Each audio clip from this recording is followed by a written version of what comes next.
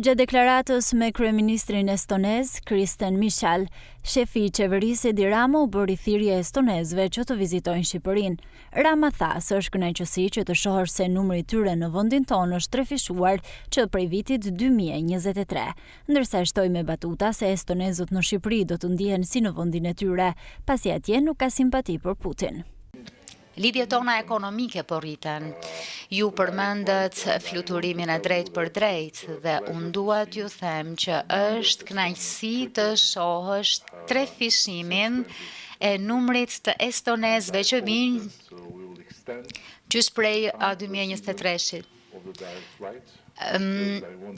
Dhe në fakt shpresoj që do të zgjatet ky sezon i fluturimit drejt për drejt. Dua t'u them estonezëve që ndërkohë që lini vendin e Erstir gjeni diell, kështu që ju ftoj ta lini, të largoni nga vendi edhe në dimër që të vini të gjeni plazhet. E me qëra fjala, nuk kemi simpati për Vladimir Putinin atje, kështu që do të ndiheni krejt si në shtëpi.